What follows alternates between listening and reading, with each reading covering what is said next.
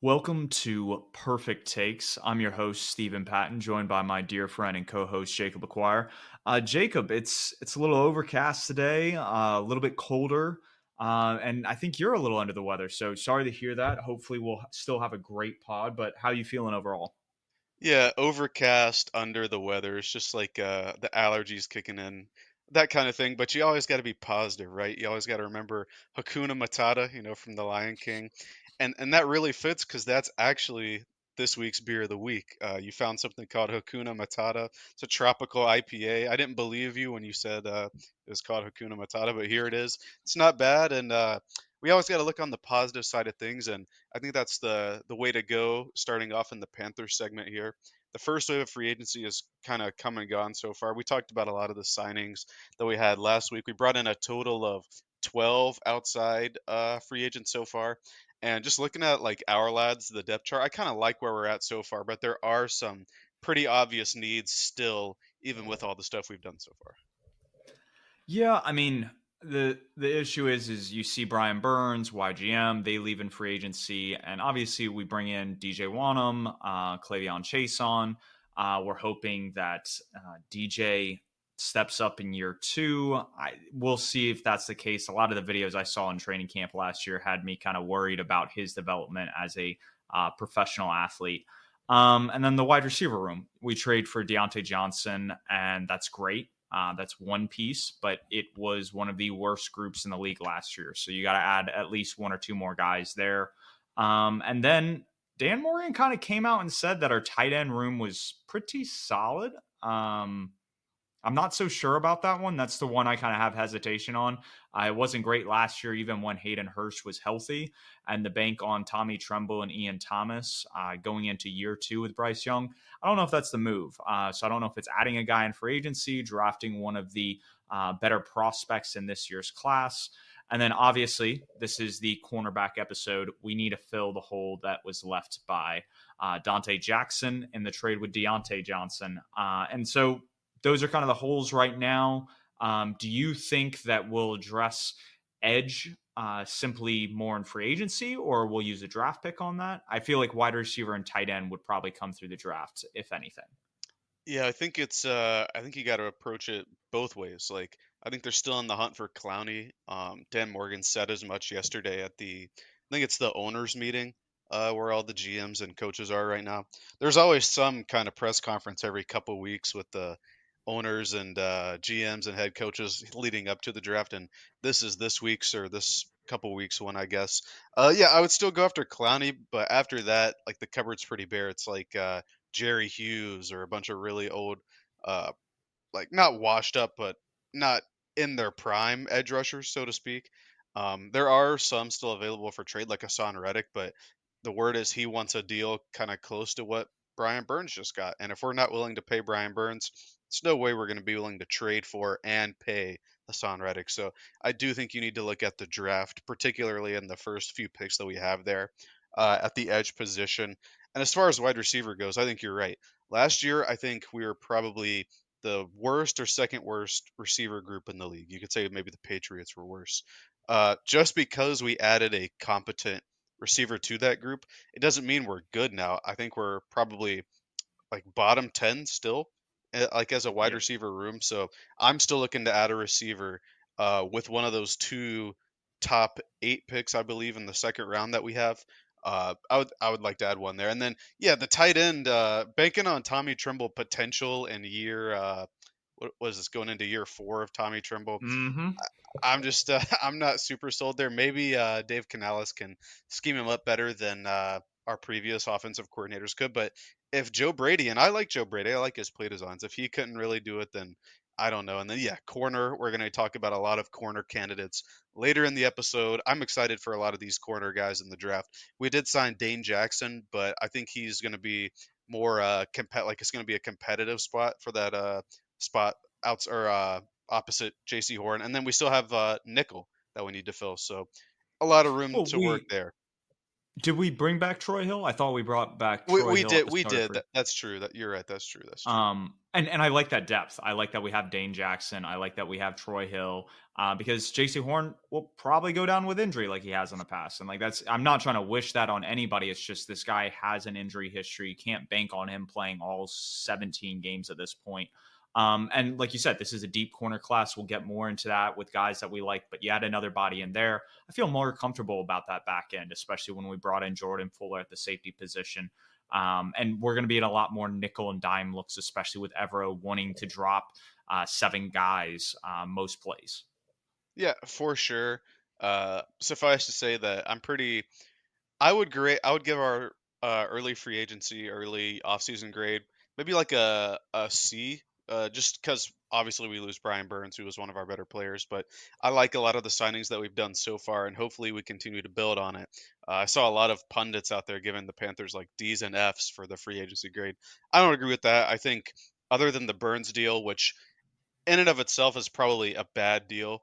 But at the time that they made it, I think they had to get something for it. Just like Dan Morgan said yesterday, it was time to pull the trigger on a Burns trade. So I think all in all, it was pretty positive. I would give us, with that in mind, probably an average to maybe a little above average, like a B minus or something. But I like our free agency so far. And if you don't have anything more to say about it, we got some new rules that were passed down yesterday and today that'll be enforced this upcoming season. You were the first one to tweet about the rule that got passed yesterday, and there's a lot to be had from an issue standpoint with this, but the hip drop tackle was officially banned, and the NFL claimed that they saw a huge rise in these tackles last year, that they were causing a lot of injury in terms of percentage of pretty much these tackles turning into like severe issues. The biggest one being Mark Andrews getting hurt by the tackle from, was it? It's It was 55. Logan Wilson on the Yeah, Bengals. Yeah. there we go.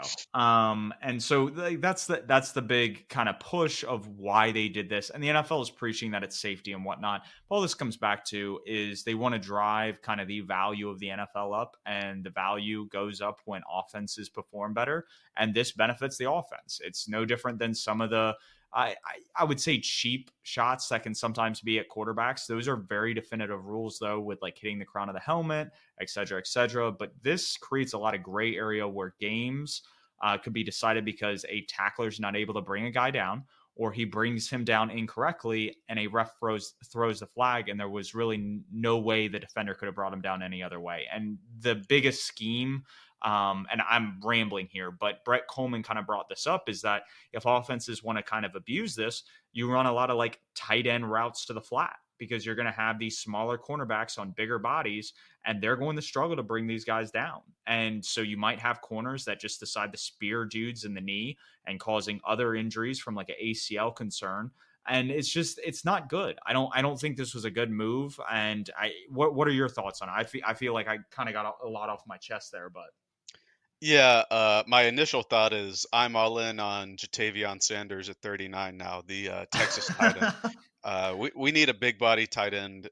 We needed one in general, but now we need one even more. But I kind of agree. When you get in bed with a new TV deal, so I think it's what the next 10 or 12 years with Yep. like streaming rights, broadcast rights, all that kind of stuff, and the rise of the gambling partnerships among like DraftKings, FanDuel, all of them, you're gonna want to see more points being scored, right? This like for an outside audience, more points equals more viewers.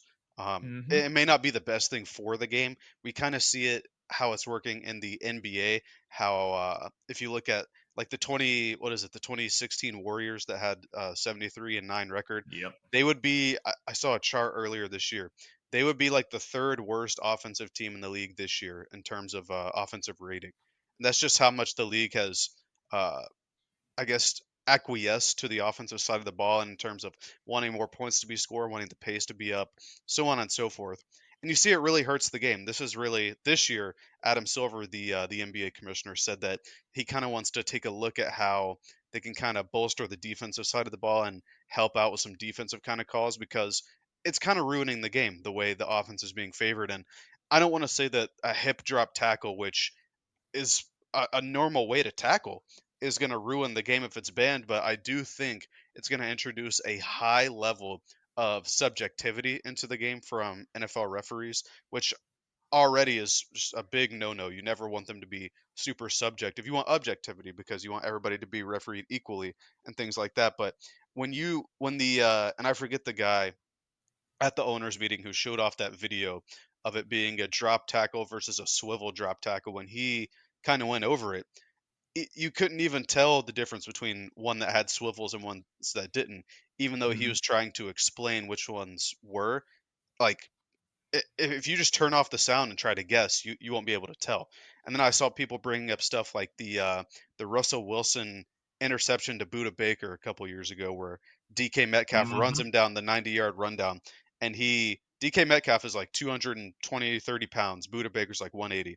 He grabs him, uh, Metcalf grabs Baker.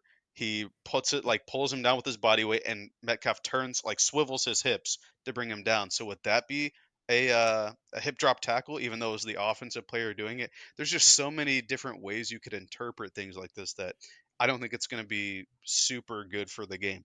And obviously, preventing injuries is the number one priority for the. I think it's the competition committee who comes up with stuff like this, but and I want to say this like in the fairest way possible. This is a sport where we being the fans and the teams that like run the sport send the players out there wearing armor to hit each other at full speed to try to get people on the ground. Yep. The nature of the sport demands that there are going to be injuries, even though we don't want them because of how physical of a sport this is. And so I'm not sure that something like this is in the best interest of player safety when you still have things like turf, which is proven to be much Mhm. worse for player safety as opposed to natural grass.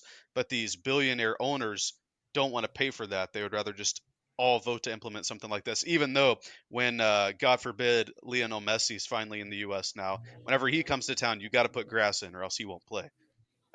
You would think that they would want that investment in their own players, but I don't know. And I've heard, and we saw the David Tepper fine. It was like close to $300,000. I think in order to maintain grass like that for a year, and I may be wrong. It may not be a year. It may be like a monthly thing. But for billionaire owners, like a hundred grand to keep grass on the field, to maintain grass on the field, just seems like a better investment. And it's like one of those things that I think Hunt, the owner of the Chiefs, just came out and he's known to be one of the more frivolous owners. He doesn't spend a lot of money. And the Chiefs organization, in terms of their equipment facilities, some of the other things, have gotten some really bad grades from the NFLPA over the past couple of years. And this is a team that's won back-to-back Super Bowls. And so the owner comes out and says, "Oh, I'll upgrade the kind of equipment facility." But it's like you won't take these measures before that. Like you aren't doing what's in the best interest of your players when it actually counts, when it actually means you're writing the check. Like it's all these frivolous rule changes that honestly make it more frustrating, not only for the players trying to make plays, but the fans watching. Because, like you said, with that DK Metcalf tackle, I watched another analyst kind of rip it apart and be like, "Well, you didn't read the rule right. That's clearly not a hip tackle." And it's like, okay, maybe we as the public are missing that. But what happens when the ref actually throws the flag on DK on that play? Then you're going to have people up in arms, and it's no different than some of these like pass interference calls that have happened, or some of these other calls that have happened that just make people really upset with like how referees are impacting the game. And I understand from like a statistical standpoint, and if you're looking at this in the grand scheme of things, you're probably going to see one of these calls at most the game. And so it's one call out of when you have like over 100 plays in a game. It's not a huge needle mover, but the more and more of this kind of thing starts happening, I think instead of it just being random noise, I think there might actually be signal with how referees call a game. And this is where the NFL has got to be smart. Like you can't, like you said, introduce this level of subjectivity. So moving on, there were a couple other rule changes. One that we'll kind of touch on briefly before getting into the next big one that got passed today. Teams get a third challenge if the first one is successful. So they don't have to get both right to get that third one now. It's just that first challenge they have in order to unlock that third one. Do you want to kind of touch on the new kickoff rules that were adopted from the XFL? Yeah, real quick, I like the challenge thing. I think that's pretty cool. If you get the first one right, you shouldn't be punished about the second one, so I like that one. And then today they talked about adding a new rule that if there's like indisputable evidence that the clock has hit zero, that can be replayed from the booth. So that's going to be huge for a lot of like the fans that want delay of game calls when there aren't any, because the whole thing is they get a tenth of a second after it hits zero. Well, sometimes that tenth of a second turns into like 2 seconds. Looking at you, Drew Brees and the Saints. So that's going to be cool that that's going to finally be enforced. But yeah, the new kickoff rules. Uh, I get that they wanted to try something new and they want more returns. My thing is, if you want more returns, move the kicker back to where he used to be, like at the 25 or the 20. But this new rule, it's definitely interesting. So the kicking teams, I guess gunners, players who field the ball, they all line up, if I understand it correctly, at the opponent's 40. The receiving team, all their players line up at the 35 except the returner. They line up Two wherever returners that Oh, are 2 inside. Yep. returners? So Yep. they line up, wherever they normally line up inside the 20 or whatever. And then where the ball lands ends up impacting where the drive starts, like if it's a dead ball or a touchback or anything like that. So there's something that's called a landing zone, which is the goal line to the 20-yard line. And essentially the kick has to land there. If it lands in front of it, it's a touchback to the 40-yard line, which is bizarre. That's basically kicking it out of bounds. If the ball lands in the end zone or goes out of the back in the end zone, it's a touchback out to the 35-yard line. Yep. So given the offense 10 more yards for the kicker kicking it into the end zone. So essentially he needs to kick it up high, aim it within the end zone and the 20-yard barrier there, so like 1/5 of the field. And if the ball lands there and rolls into the end zone, it's a touchback to the 20, like how it used to be back when we were kids. So that's kind of neat.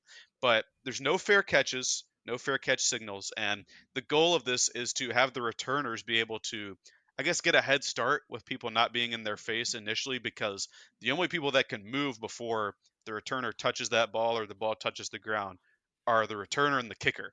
Everybody else has to wait. So it's neat to get more returns, I guess, but I think these touchback penalties, if you want to call them that, are super harsh in my opinion. I don't think you should be penalized for kicking the ball out of the back of the end zone if you're able to. Yeah, that was kind of the reason why they moved the kickoff uh, Hmm. up to the 35 a few years ago, was to give kickers the ability to just kind of have it be like a dead play in essence, that you kick it out of the back of the end zone, it come out to the 20, then it got moved up to the 25. Well, it But was that, and to prevent injuries was the big thing on that. well, yes, and but that's the injury risk. And what I will say, I think they've eliminated some of that, because what you saw them do is they got rid of and I'm going to call them shields, but they aren't shields. But pretty much you would see like blockers for the return team, like lock arms. It was a wedge. That's what it is, Yeah. not a shield. They would create wedges, and those got pretty much deemed like illegal, because they hurt players coming at full speed at players that weren't going at full speed. And so when you have that kind of level of collision, you would have a lot of injuries. So when you're having these guys, that the primary guys that are trying to make the tackle or blocks, they don't start until the ball reaches the returner. Now you have guys going at the same speed. It's almost like a regular snap for NFL play. The biggest issue, I think, goes back to what your point is it's the weird penalties. You kick it out of the back of the end zone, comes out to the 35. We get it. If you kick it out of bounds, it's going to go to the 40. But like most of the time, I would say these returners, when you kick it in between that 0 and 20-yard line, are going to get out to the 20, 25, no problem. But they might start breaking ones to 30, 35, 40, maybe half field mark. Like it's one of those things where I feel like the reason why they're doing this is to, again, go back to what we touched on with the other rule change in terms of the hip drop, is benefit the offense. You want to have their starting field position be a lot better than it currently is, because to go 80 yards for an offense is something that's really hard to do. So I think they're also trying to cut down on kind of this field control, field possession battle. And that's an element they're affecting it with this. We're going to see what this looks like. It's only a year trial, but there's a lot to unpack here. And the way we explained it, I think, was semi okay. Could have definitely done a better job. But overall, it's very weird to kind of wrap your head around when changes up to this point have been very, very minor. Yeah, and I'm sure it's going to be a good thing. We're just resistant to change, or at least I am. at first. Like I didn't like it moving up to the 35 from where you kick it off, Yep. where it used to be at the I think it was the 20 where they used to kick it off I think it because was 25. I 25 think it was, yeah. because Or I maybe it used was a 30. that's when Devin Hester used to be so dangerous because the ball wouldn't go out of the back of the end zone because Mhm. they didn't have the leg to get it there. But I'm sure this will reduce injuries, which is ultimately a good thing.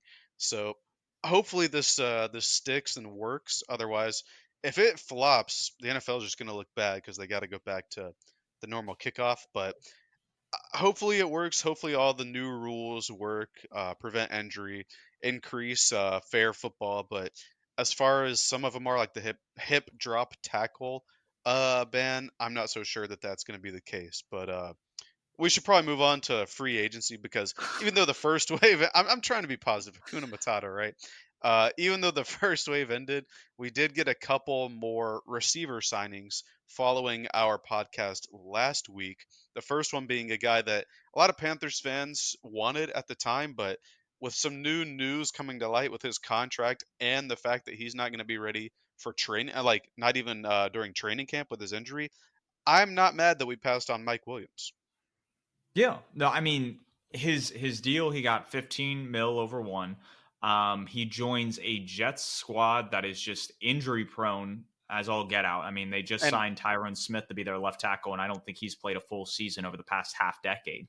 And to talk about turf and health, that MetLife turf up in Hmm. New Jersey is the worst in the league. So I don't know. I don't Yeah. know, Jim, to quote Tony Romo. And it's exactly what you're talking about there. Not only do they play in a really bad stadium for half their season, they have a lot of these injury prone guys. So I don't know if Joe Douglas is just trying to have excuses ready when the owner fires him next spring.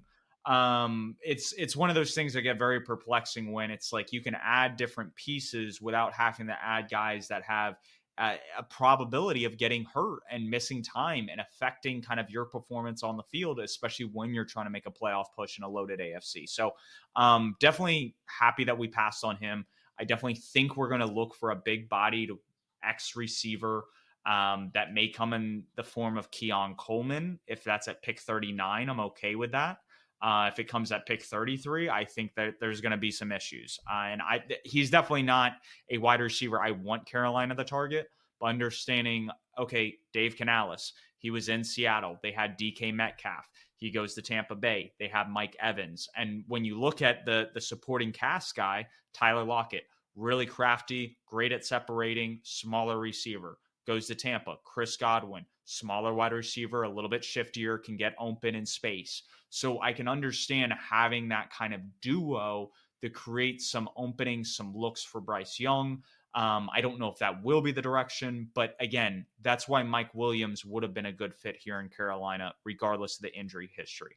Now, the other guy that got signed was a guy that got traded from Denver to Cleveland, Jerry Judy. He got it, the numbers got corrected. Me and Jacob were talking about this prior to the recording.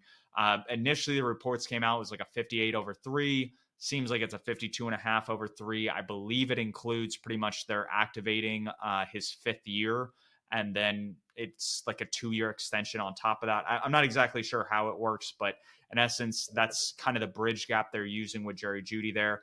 They have an interesting wide receiving core in Cleveland. Like it's kind of hard to make excuses for that offense, despite whoever's throwing the ball, whether it be Deshaun Watson or Jameis Winston. You got Amari Cooper, you got Elijah Moore, and now you add Jerry Judy. What are your thoughts kind of on that room? Judy's contract, Judy as a player, you liked him coming out of Alabama, just never really played up to par or played up to, I think, what his talent level was in terms of production at Denver. Yeah, it just never materialized in Denver, I don't think. I can't recall if it's his rookie or second year where he broke his leg and missed most of the year. He's had some nagging injuries after that. Obviously, Russell Wilson not good during his time at Denver. Just couldn't hit any of his receivers. It wasn't just Judy. So just a tumultuous time there, but it's definitely an interesting receiver room, right? Because they have, I would say, probably two of the three best Bama route runner receivers in the past. Like during the Nick Saban tenure, I would throw Ridley in there as well. But they have those two. They drafted out of Tennessee last year, Cedric Tillman. They have Elijah Moore, who was one of your guys out of Ole Miss a couple years ago. It's an interesting room for sure, and I don't know, just I wouldn't his extension, I like for it to be an unproven guy like this, and even Christian Kirk, I thought was a bit more productive in Arizona before signing his big deal in Jacksonville. This kind of extension, I'm just not sure where the thought process is. It's definitely going to make it harder for us to extend Deontay Johnson if we want to. So thanks for that, Cleveland. But when they have so much money committed to and pushed down the line with Deshaun Watson, because it's all guaranteed and they've restructured it a couple of Did you times during the did you see inception. how Judy's contract is structured? It's I insane. have not, no. It's got $28 million on a void year at the end of it. Like they have Which would pushed the be can. that would be Watson's final year, yes, of his I contract. believe so. Yeah, I gotta let me line up the years. Yeah, go for whatever you were and finishing. It's just like it's crazy what the Browns front office are doing.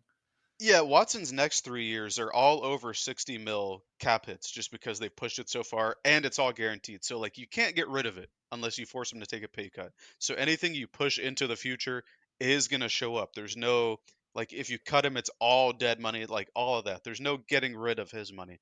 So to give a deal like this, especially taking in the 5th year option into the deal, I'm just not so sure because they're already a high spending team, if I recall correctly, like on the all in kind of graph that you made. They are. So Yeah. I don't understand it.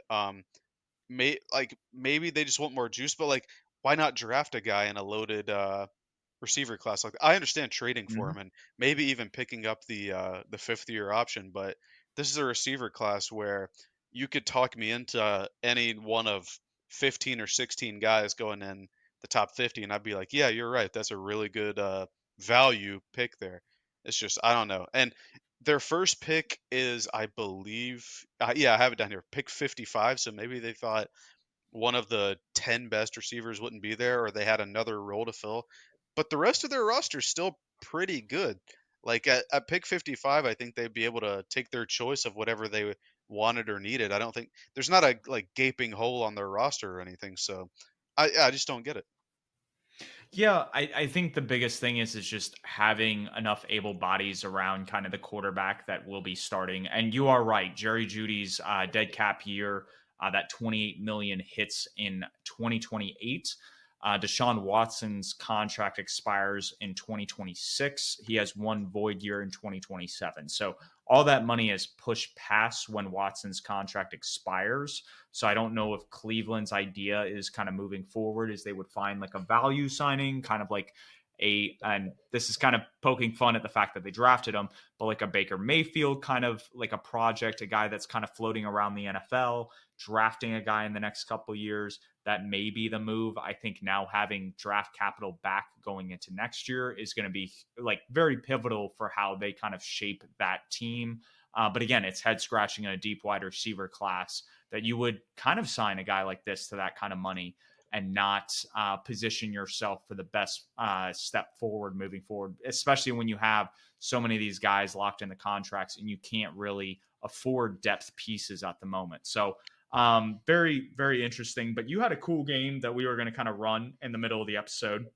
Yeah, We're going to touch on, and yeah, take it away.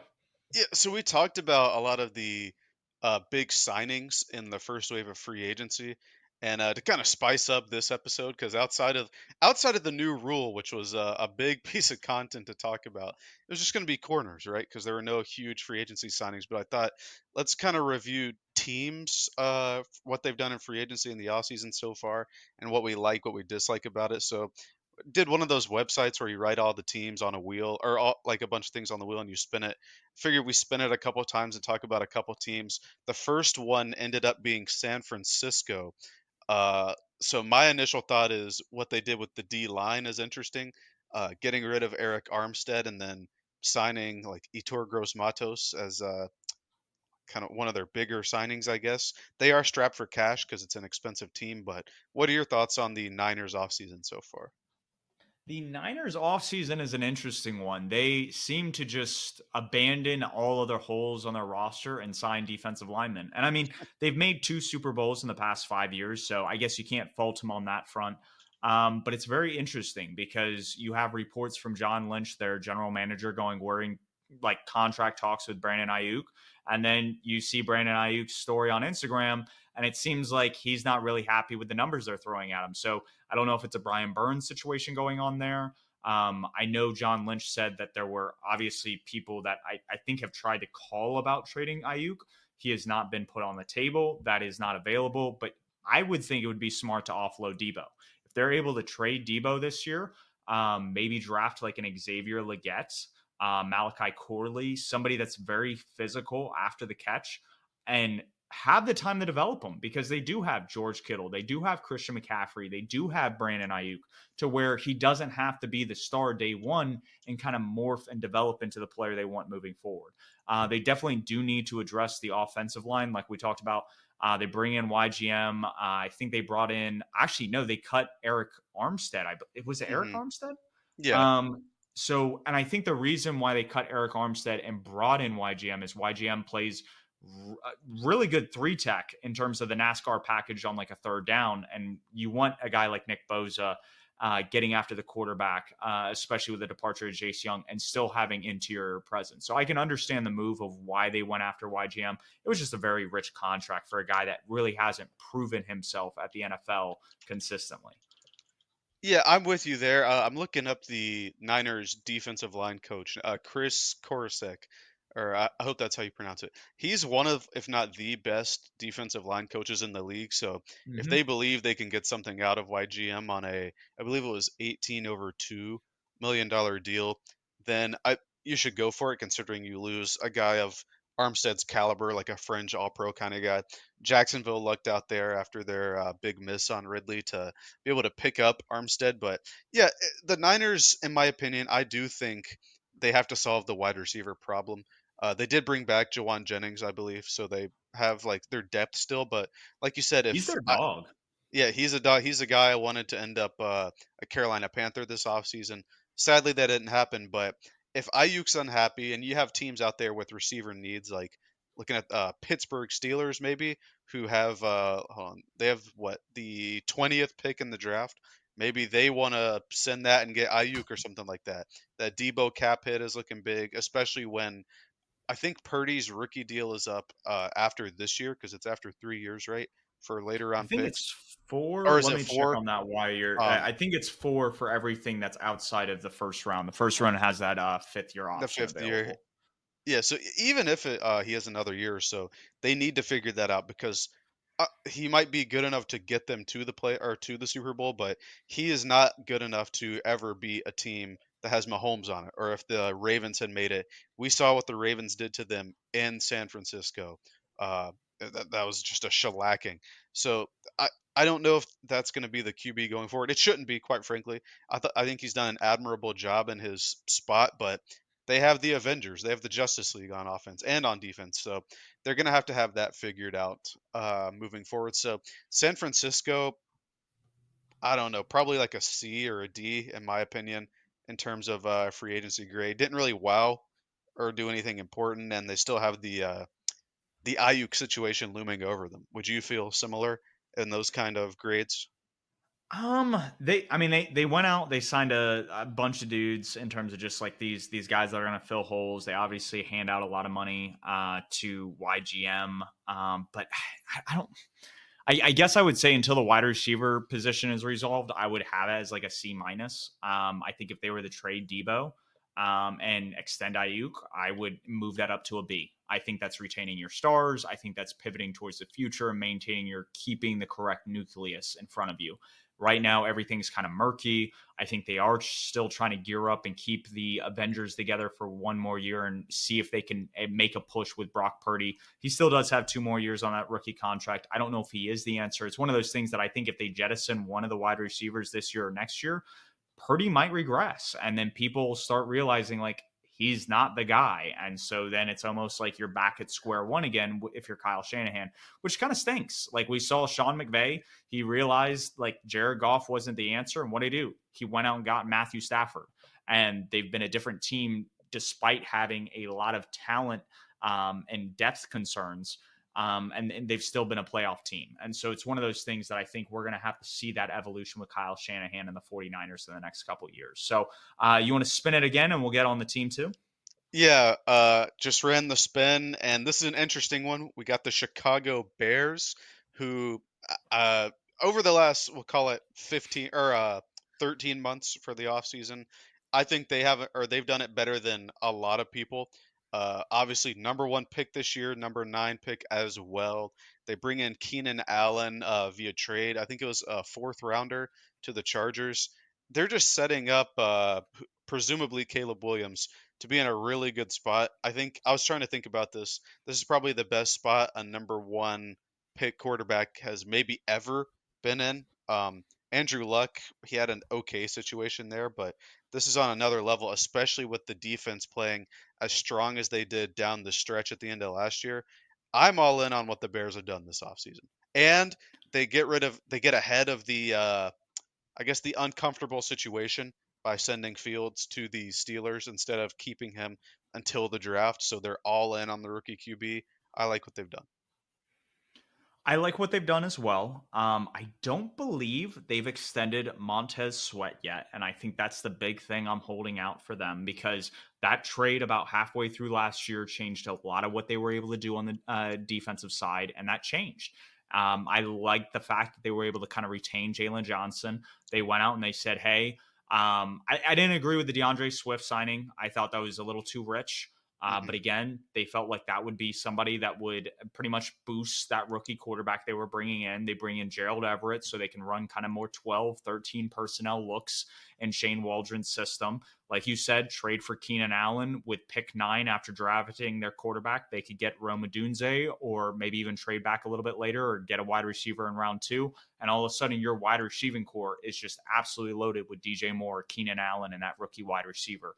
And like you said, it's one of those situations where a rookie quarterback going in, that's a really, really good situation to be dropped into and start playing. So I like what they've done. I would give them a B plus. Again, it goes back to I want to see that Montez Sweat extension just so that there's a little bit more breathing room on that defensive side and knowing what you're going to be able to do down in and down out. So they did extend Sweat mid-season last year Oh, they after they did. traded Okay. for him. It was 98 over 4 is what he got, and he ended up with like 15 sacks or something. So pretty good off-season slash I guess trade deadline for them. With that in mind, would you bump them up to an A? I think I'd give them an A for this offseason. You are right. Other than the DeAndre Swift thing, that's what's keeping it from being an A plus. So So super good for Chicago. okay, yeah, I stand corrected. I thought that was a holdup they had. I thought they had the Jalen Johnson and the Monte Sweat issue, but they actually did the smart thing. They traded for the player and immediately extended him. Still going back to this offseason, I'm gonna wait on the draft in terms of offseason. I like it as a B plus. Keenan Allen's still an older wide receiver. I think that they still need to address the O line in terms of depth concerns. I may say A minus, but I'm right on that bridge of saying that this is probably one of the best off seasons we're seeing and putting either Caleb Williams, Drake May in the best situation possible come this fall.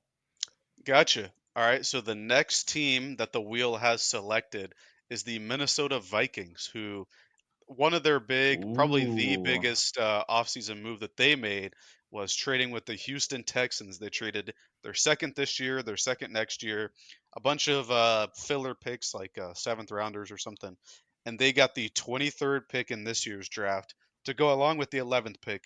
They have to be moving up for a quarterback. I don't think anybody's thinking that they're going to pull a Saints, what the Saints did a couple years ago, getting another pick and then not moving up for a QB. So the with that in mind, I think they're going for the QB, and they also had some decent signings as well. Obviously, they lose Danielle Hunter to the I believe it was the Texans, right? But they kind of swapped with them because they got Jonathan Greenard, who was on the Texans last year. They bring in Andrew Van Ginkel from Miami. The big thing, and they also signed Trent Sherfield, the receiver from Buffalo. The big thing is that right now Sam Darnold is the starting QB, but Yep, they have to be getting Drake May or Jaden Daniels or maybe even JJ McCarthy, and I think I would prefer all three of those guys over Sam Darnold. So I like what they've done so far, and the one to top it off, they stole Aaron Jones from the Packers on a they did. lesser contract, which I like. Yeah, no, I like what they did on the defensive line to replace Daniil Hunter. They brought in guys that were familiar with Brian Flores' system. I think it's smarter to have more of a rotation at that position, especially with Daniil Hunter approaching kind of, I think, that 30-year age mark. And not to say that he doesn't have some good production ahead of him. I think him playing across Will Anderson in Houston is going to do wonders for that organization. Um, I don't know how I would grade this offseason quite yet until I see who that quarterback is. For me, I'm kind of supplanting it as a B.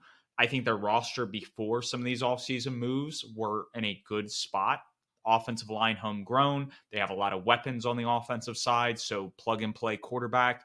Like you can have a lot of go juice there. And what is interesting, I think there are obviously a lot of smoke screens that got put up during this draft cycle. The Patriots may really be interested in Drake May, and they may want the Commanders to kind of fumble the bag and take Jaden Daniels. I think if Jaden Daniels is there at 3, the Patriots are aware that their organization is not ready for a player of his caliber in terms of having a supporting cast that's good enough to kind of cushion him while he's transitioning from college to the pros. And so I could see them trading with Minnesota, Minnesota going, hey, we have the offensive line, we have the weapons, we're going to make this look like LSU of last year. And him going gangbusters in Kevin O'Connell's system. That is what I see happening if Jaden Daniels is there at 3. I think if Drake May's there at 3, I don't know if the Patriots move back. And then it becomes a question, okay, do the Vikings try to trade up with the Giants and they think JJ McCarthy's the guy? Do they wait there at 11 and see if McCarthy falls? That's, I think, where the interesting kind of components come into this. But they're obviously positioning themselves to get that quarterback of the future. I just want to know how that plays out and if they get their guy before moving them up from like a B to an A. Yeah, we talk about how Caleb Williams is going to walk into the best situation ever team wise. Offense wise, it might be the Vikings if you drop a Yes. QB in there because Jefferson, to me, best receiver in the league. I think Addison was the best rookie receiver, him and Puka. And then you still have the great young O line, TJ Hawkinson. I know you're a huge fan of him. And now Aaron Jones, who is a massive upgrade over Ty Chandler, Alexander Madison, Cam Akers, whatever they threw together last year at the running back position. So I am all in for them to get their QB of the future, and I think all three of the guys that we talked about would work there. So I'm with you as well. I think B is good. If they can get Drake May, it's going to be an A for me.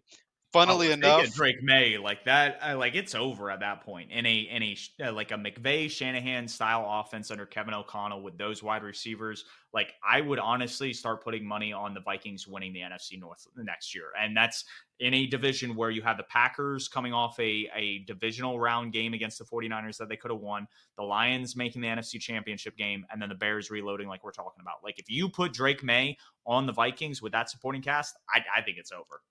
it's funny. We looked at the AFC South last year as one of the worst divisions, and two of their well, Anthony Richardson didn't play much, but they take 2 and 3, or excuse me, 2 and pick 4 rookie QBs to compete in that division for a while, and Will Levis at 32.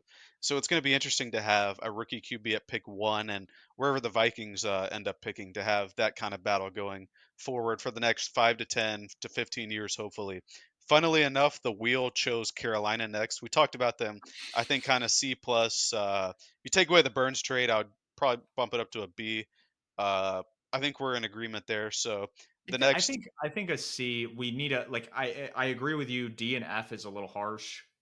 We need to see what the interior offensive line looks like this fall.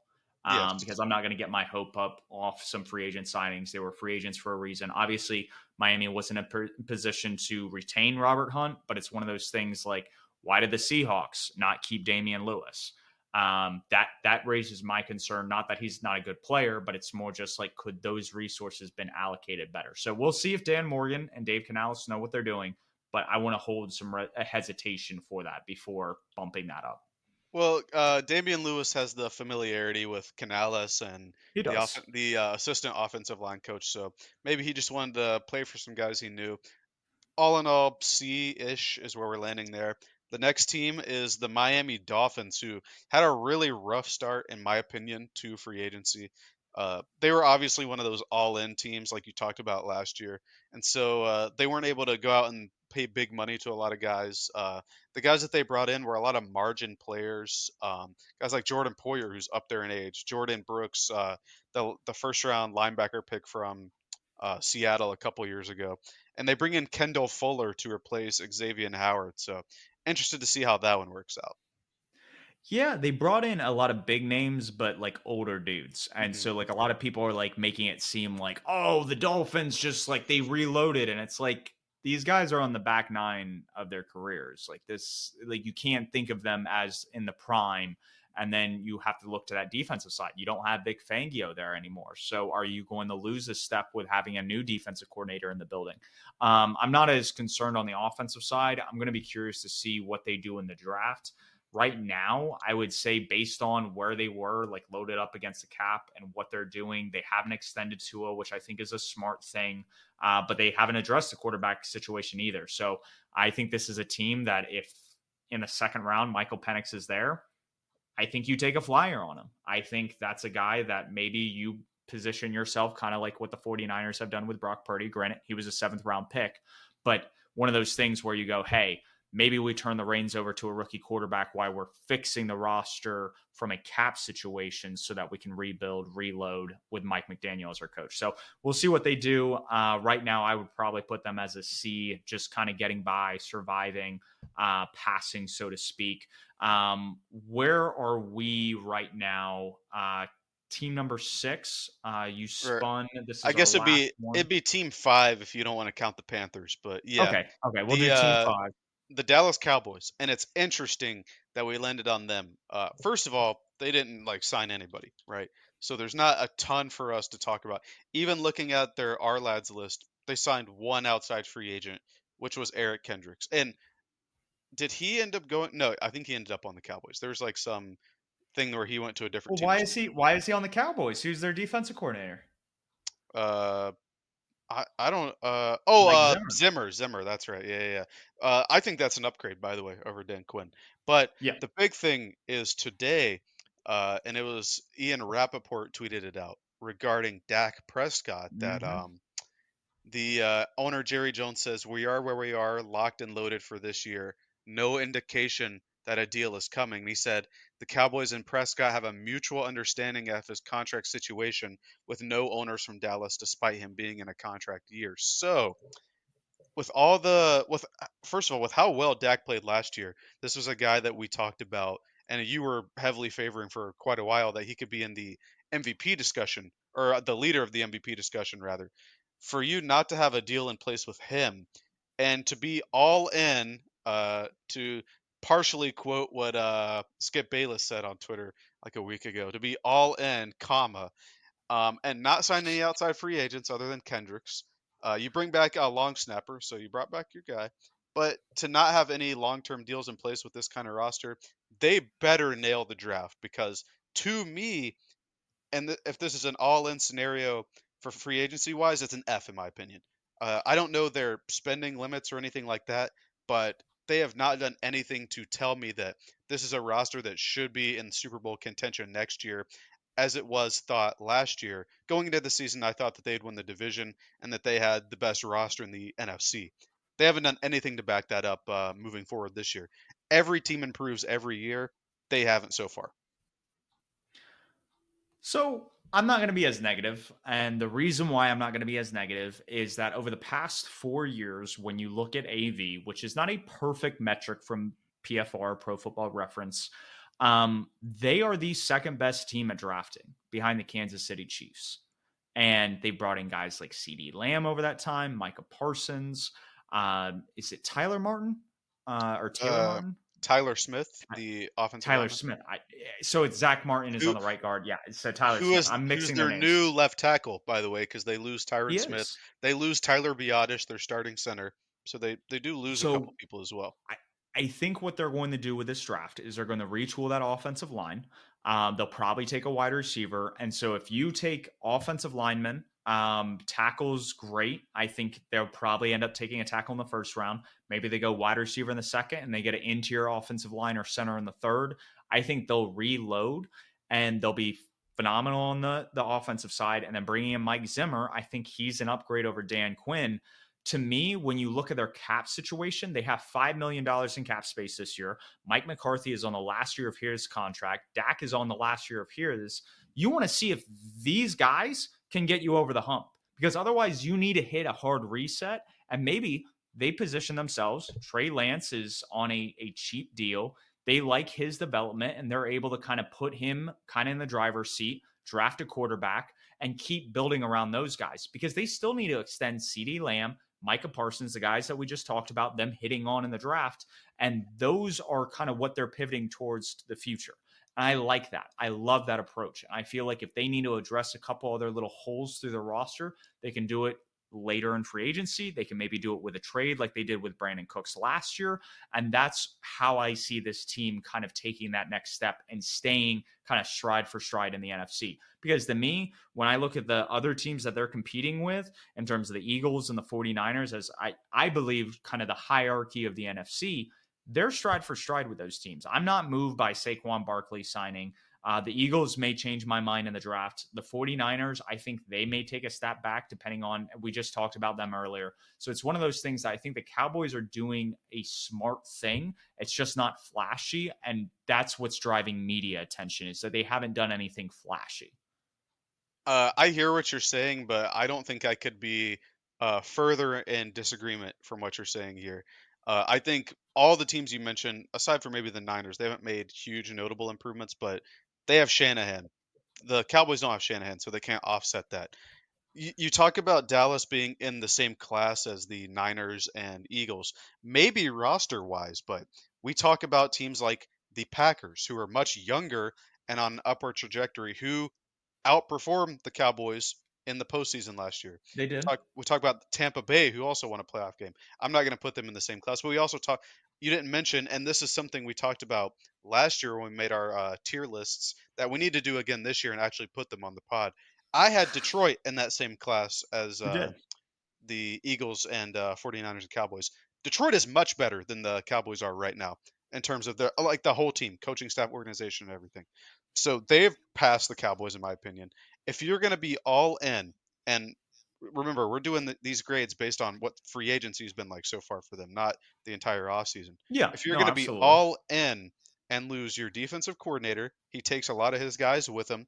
He takes some of the offensive linemen with him. You lose probably the best left tackle in team history, and that's no disrespect to Larry Allen. I was about to say Larry Allen might have a couple Yeah, words with you. it's just, Tyron Smith's the best left tackle I've ever seen. That just might be a generational thing or a generation thing. If you're gonna do all that and you're betting on it being a contract year for your team, what happens if you don't get it? You have to hard reset. To me, it's an F because this should be a team that competes for the Super Bowl, and it looks like they're not trying to. That's just my with these moves. It looks like they're not trying. It looks like they're biding and like waiting in the water. When at like where you should pick a direction right now because this is the pivotal year where all right we have to go all in or maybe not. We should get ahead of the reset. That's what it seems like to me. And with like talking about stuff like just look at the running back. They lose Tony Pollard. Their starter is Deuce Vaughn now. It's kind of stuff like that. If they're going to be all in, they need to be all in. So hopefully they kill the draft. And if you don't have anything else to say about the Cowboys, maybe we should move to the draft and talk about the corners. Yeah, we can move on to the corners. My biggest thing is I'm just going to hammer it home one more time. I think the Dallas Cowboys are phenomenal at drafting. I think they're going to bring in a guy that's going to bolster that left side. I think bolster the interior, and the O line is going to be solid. Again, these are hypotheticals. I simply like that they didn't bend over backwards to try to keep Tyrone Smith. The guy hasn't played a full season in quite some time. We talked about that when we talked about the Jets. And so it's one of those things that I think they made smart organizational moves. I think, like you said, to say you're all in, I think that's poor verbiage. But I think when you're being smart about, hey, what's going to come up, like they still haven't paid CD Lamb and Micah Parsons. Like you gotta keep those in the forefront of your mind that they have superstars on this roster that are game wreckers, game changers. And so I'm not going to discount that. And to your point, I think the Lions are right there in that class with them. They beat them in Dallas earlier in the year on a controversial call, obviously. Go figure. The refs are playing a role. And so it's one of those things that I think they're still in that upper echelon, regardless of making zero moves. And so that's all I want to kind of say is that I didn't feel like they made any dumb moves, and because of that, having a good roster and knowing that they're a good team that drafts, that's what I'm banking on. So we'll see if that holds to be true. We'll talk about this more, obviously, when we break down the NFC East and the draft coming up.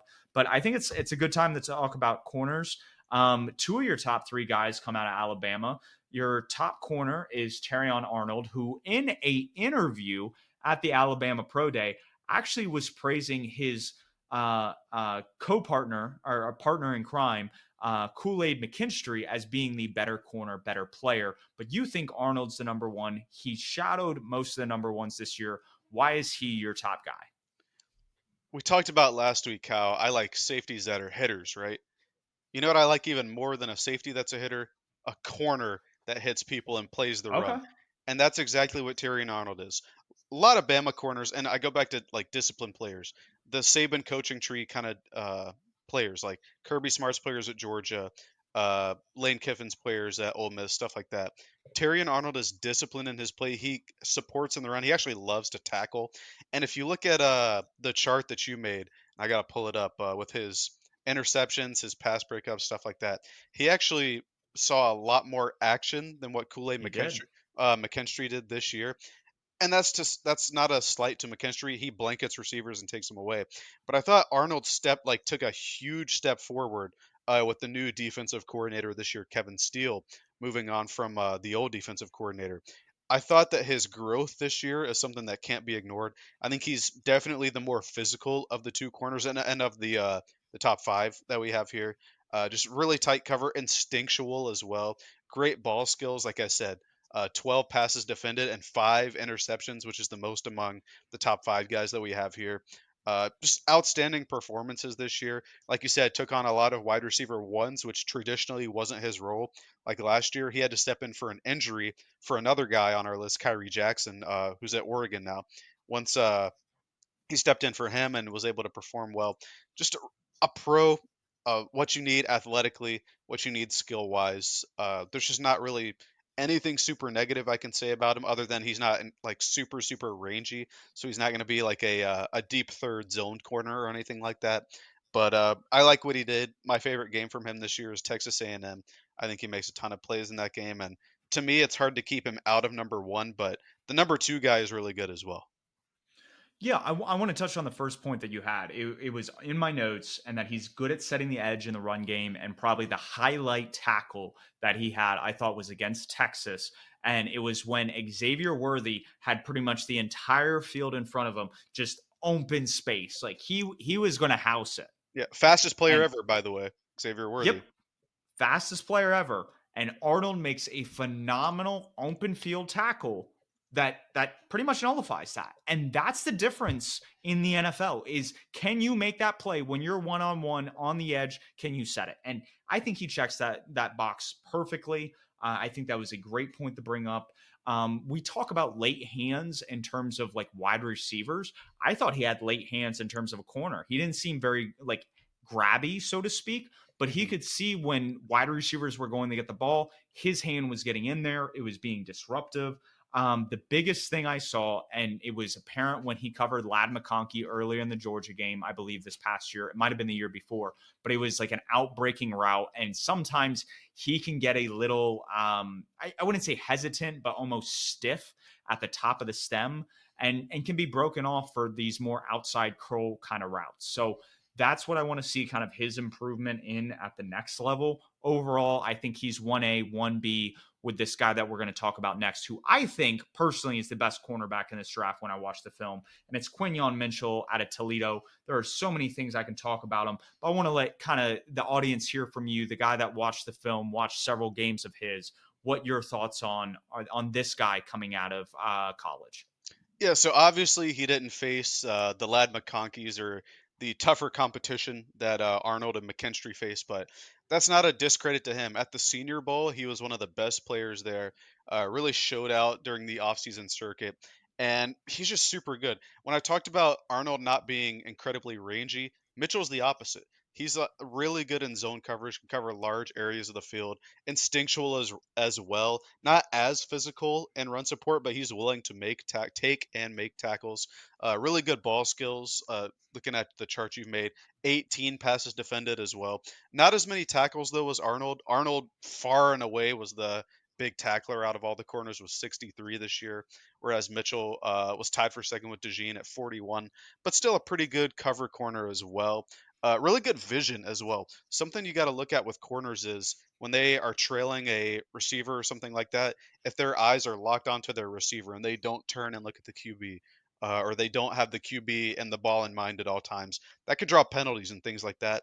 This isn't something to worry about with Mitchell because he'll always know where the ball is and he'll always keep an eye on the QB.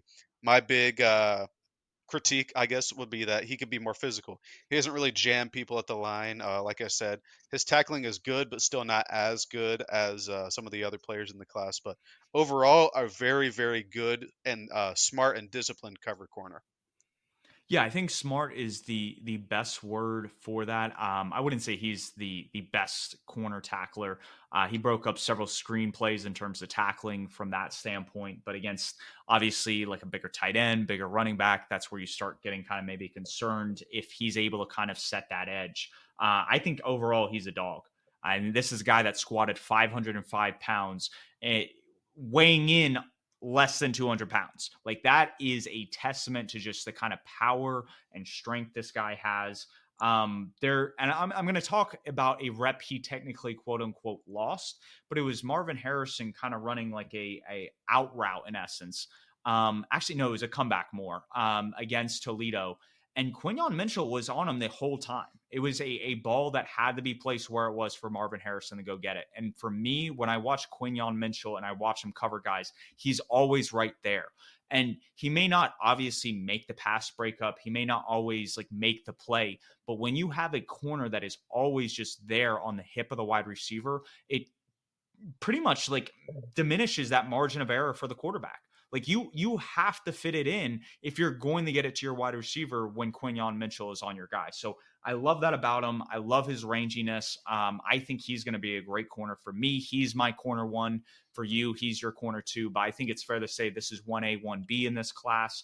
And then, like I said, at the top of this corner section, the other guy that rounds out the top three, and I think he deserves to be mentioned with these guys because he put up some phenomenal numbers. He passes the name check, which is a huge thing in the NFL, and that's Kool-Aid McKinstry. This guy had an interception against J.J. McCarthy and Michigan in the not the BCS championship. What is the playoff format called? Is it just the College CFB? football, yeah, Yeah, it's college just the football playoff, CFB. yeah. So the college football playoffs, and this guy, I mean, makes a phenomenal toe tap interception against JJ McCarthy. Just a very high awareness, very smart player. We talked about that word with Quinyon Mitchell, but I think it applies here with Kool-Aid. What do you like about him? He obviously took on a lot more number two guys playing next to Arnold, but is this a guy that can be a number one at the next level? For sure. Real quick with Mitchell, you said he lost the rep against Marvin Harrison Jr. That's it's okay to lose reps against him, all right? That's that's Yeah. an No, unfair no, that's what I'm saying. that's If kind of an that's the guy you're unfair ask, losing, but if yeah. you're if you're That's losing reps to Marvin Harrison and it's only by a minuscule margin, you're still on his hip. I think that just shows how much his game's going to translate. yeah, for sure. That's why him and Arnold are 1A, 1B. But McKinstry's right up there. Um, you said he covered a lot of number twos this year. This is his third year in college. Obviously, he's in the draft now. He was a starter his freshman and sophomore years. Super good player. Covered a lot of ones during that time. And to look at his production this past year, it's down a little bit.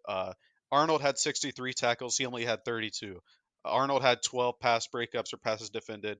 McKinstry only had 7. Arnold had 5 picks. McKinstry had 0. Yep.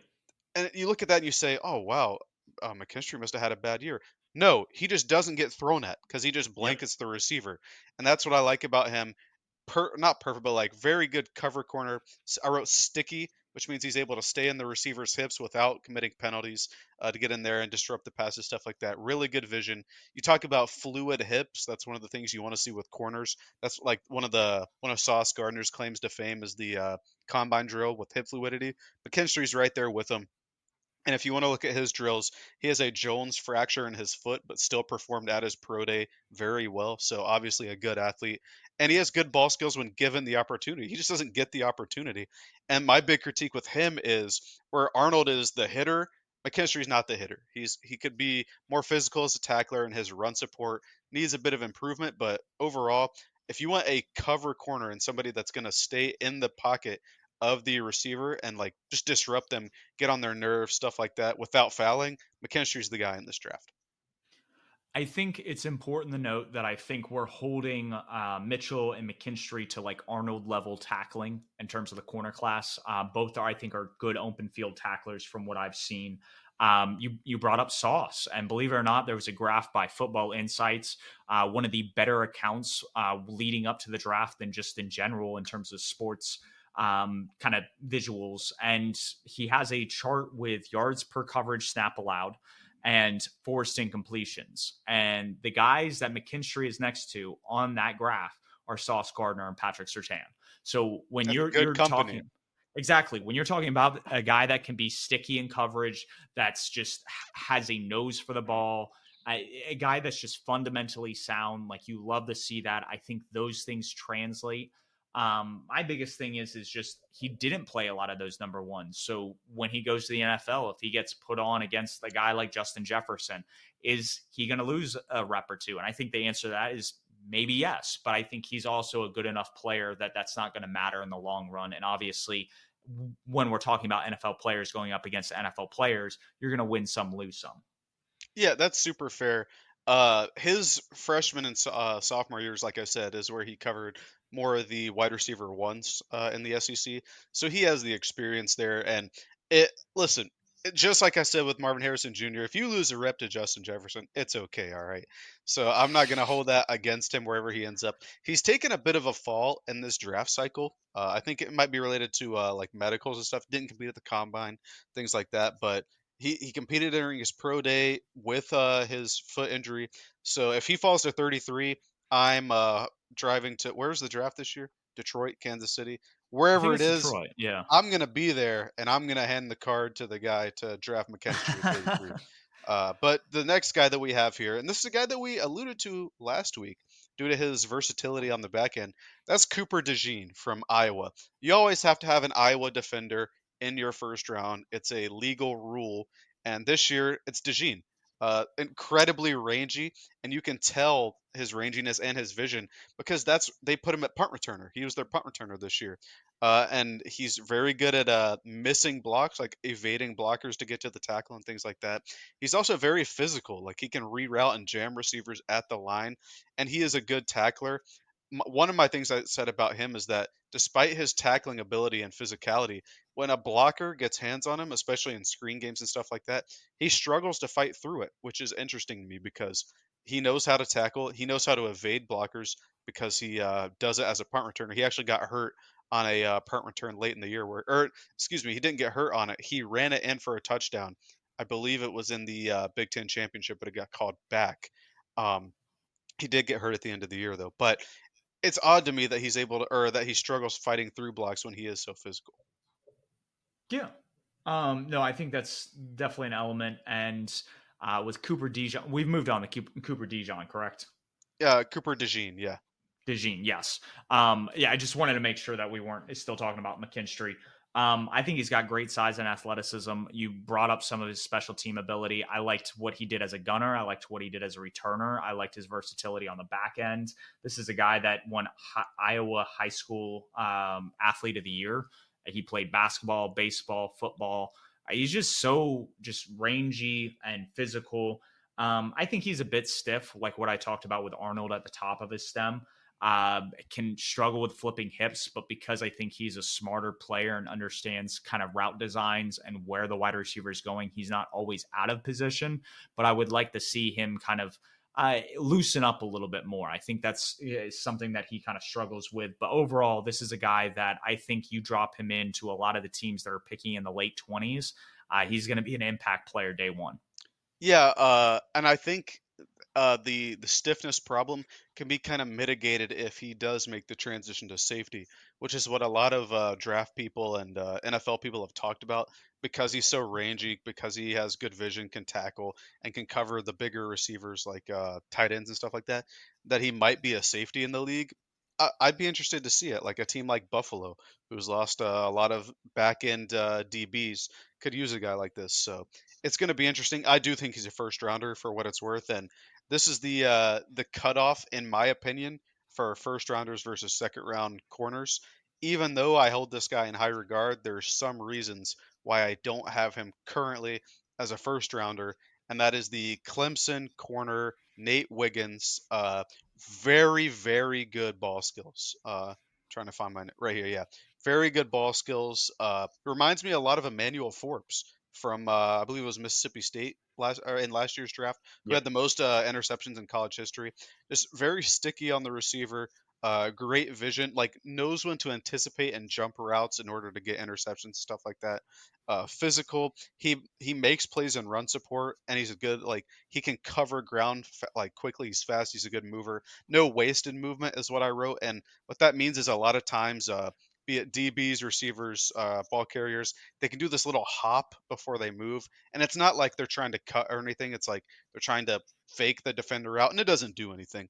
It's just a wasted movement. He doesn't do things like that. He's a no wasted movement, good mover.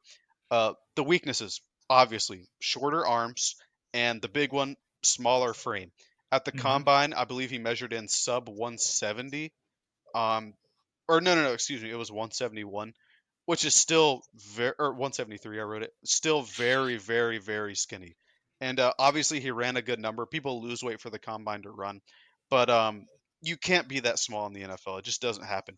I mentioned Emmanuel Forbes Jr. Last year, who was one of the best corners in college history in terms of intercepting the ball. And he gets drafted, I believe it was 16, maybe 15 to Washington. And he Yep. struggled a lot his rookie year, despite those traits. It's just because he was so small and he could get kind of manhandled by bigger receivers. Like imagine Wiggins goes to man, the Cardinals with their later pick, and he has to match up against DK Metcalf. He's going to lose every Hmm. rep because of his Yep. size.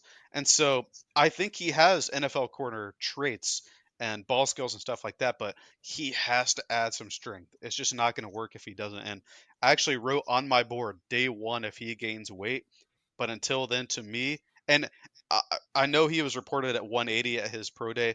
That's still not enough to me because you can put on 5 pounds of muscle and your frame is still slight. Like he Yep. needs to get to the 190. It's like what Dante Jackson had to do. Get to about 190, and then your skill will translate. But right now, that's where I have the hard cutoff between round one and round two. The four guys that we talked about leading up to Nate Wiggins, I felt like they were great tacklers. When you look at the size of those players, great size, great traits, and it's exactly like what you said. When you get the Nate Wiggins, you have great traits, but you're just wondering about like some of the frame issues. Like, hey, are you going to get kind of dunked on? I mean, we saw DJ Moore just completely abuse Emmanuel Forbes on a Thursday night game between the Bears and the Commanders this past year. And it's those kind of things that if he is drafted by a team that doesn't have kind of that cornerback one, or he's thrust into that cornerback one role, I love him. I think he's very fluid. I think he's one of the faster prospects out there from the corner standpoint. He hustles, it shows up on tape. I know that's sometimes been a concern by some people that have talked about Nate Wiggins. I've seen him run down ball carriers that were on the other side of the field. Like, this is a guy that hustles, gets after it, tries to make a play, and he's fun to watch. You just wonder, okay, like you said, can you put on a little bit of weight, maintain that speed, maintain those traits to be a NFL caliber kind of player? And I think that's going to be the big question. So him getting drafted to a team that say like the Chiefs, they drafted Trent McDuffie, who was a little bit on the smaller side, but great traits, and he's not forced into a number one role. I don't think that really fits the archetype that the Chiefs like doing. I think some of the corners that we're going to talk about here in a second, as kind of being the fringe, the outside the top five, would be a better fit in that standpoint. But going to an established place where he doesn't have to be the number one dude, I think is going to be so key for his development. Yeah, I couldn't agree more there. I think some of those later first, early second teams that could use their corner too would be really good for Nate Wiggins. Obviously, L'Jarius Sneed is a different type of corner than Wiggins is. He's a bit more physical. But with the Chiefs trading him to Tennessee, that's another free agent sign and trade thing that happened since our last recording, and the Titans extended him. There is a hole at corner there. Hopefully, they take a corner so Adonai Mitchell can fall to 33. But this is a very deep corner class as well. Talking about the receivers, just because I said there are four, and my word means nothing. I'm just a regular guy. I'm sure other people think there might be five or six corners that go in the first round, but despite that, there's like five or six that could go round two, and then five or six that could go round three. This is a very deep corner class, and one of the guys I want to talk about is Kamari Lassiter from Georgia. There's a lot of Georgia DBs every year in every draft, and this is a guy that I held in pretty high regard. Up until his pro day, he ran a very slow number on his 40, and I think going back and watching some of the tape, it kind of backs up what I thought. Like he's rangy, but he can get late and get caught ball watching sometimes, which puts him a step or two behind the play. And in turn, if you don't have that top end speed like Wiggins does or any of the other guys that we talked about do, you're going to be a step or two behind. So Lassiter, I think, is another great corner, another physical guy that, like we talked about. There's a ton of physical run supporting corners in this class, but he's a guy that I think needs to tighten up his discipline just a tad. Don't stay watching the quarterback or stay watching the receiver, kind of like what I talked about with Mitchell. But I think he can be a good starting corner in the league. And then I mean, there's like 5 or 10 more guys we could talk about, but I want to talk about the nickel corners as well in this class because there are quite a few that could start day one, in my opinion. You look at a guy like Mike Sainristil from Michigan, uh, or not Heisman winner, national champion winner with Michigan this year. He does have lapses as well, kind of like Kamari Lassiter does, but he's a good tackler, good in run support, and he'll cover the tight end like you need him to. Exactly what you need in a nickel corner. I think like round three would probably be good for him. I'd like to see him compete with our with Troy Hill as well, but he'd be pretty good. And then there are a lot of other guys, but I just want to talk about my sleeper, Daquan Hardy from Penn State. A lot of Penn State corners in this class too. There's three of them that I was able to watch and get good film on. But I think he's a sleeper to be a nickel corner star, whatever you want to call that position in the league. He's physical, good ball skills, stuff like that. So that's a guy I would look at for day three for the Panthers is Daquan Hardy. Yeah, no, I've mocked Daquan Hardy, I think 2 or 3 times in some of the mock drafts I've put out there. I think he'd be great this slot there, especially I think Troy Hill coming back on a very short extension. You brought up Laster. He obviously had some poor testing, not the fastest prospect out there. I like, and we brought up the Chiefs and just kind of having like that cornerback, like true number one. They had Ward, Tre'Davious Ward, that ended up going to San Francisco. They just traded Sneed. For me, if they want to fill a guy that has that kind of just physicality, that size, I like TJ Tampa out of Iowa State. Like to me, when you turn on his tape, he can lock down people. He locked down Adonai Mitchell out of Texas. I felt like he was just clamps on him. Didn't test at the combine to where he had a RAS, which is a relative athletic score. So hard to kind of compare him to some of the other guys. He is a little bit lighter. He's about 190 pounds, the weight that we would want to see Nate Wiggins at. So he is, I think, a professional weight. But it'll be one of those things that are interesting to kind of see as things play out through the draft where different guys land. Sandstrill out of Michigan, great slot corner, like you said. Daquan Hardy already kind of touched on.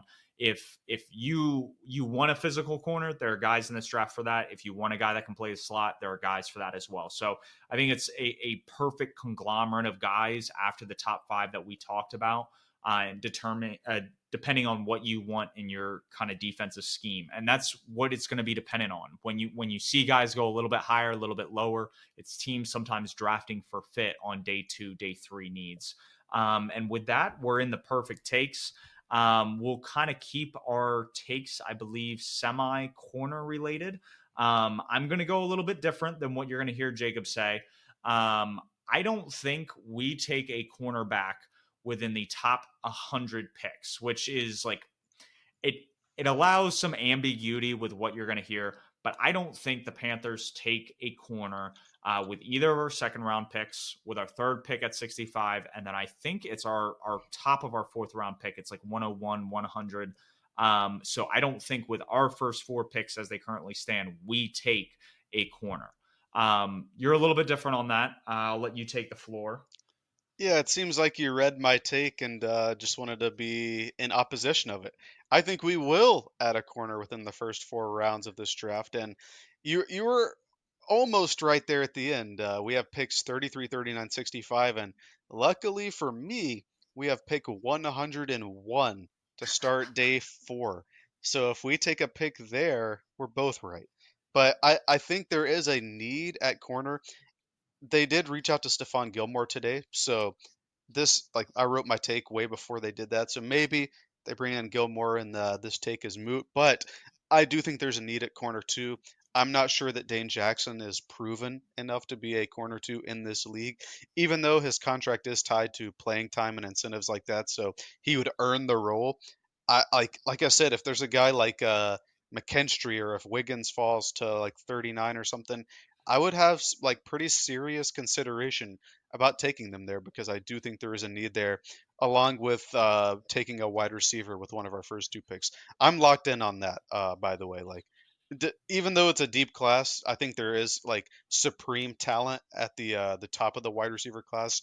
I'm locked in that we need to take one within one of the first few picks, first 2 picks Yeah. rather.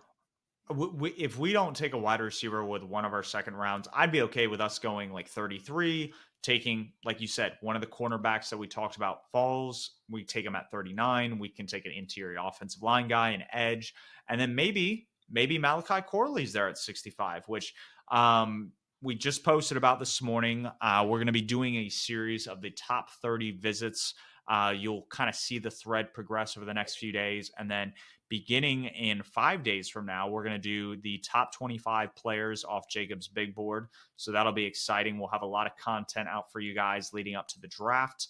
Next week, we get closer to the line of scrimmage. So we'll be talking about linebackers. And there's one particular linebacker that's played within state that models his game after a Panther legend, Luke Kuechly.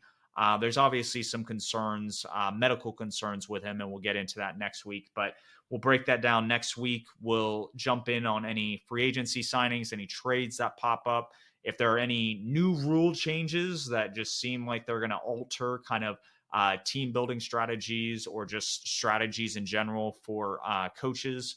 Do you have anything else before we sign off? I've got nothing. No, I'm excited to talk about the linebackers next week. Yeah, should be a lot of fun. This isn't, I would say, like a particularly great class.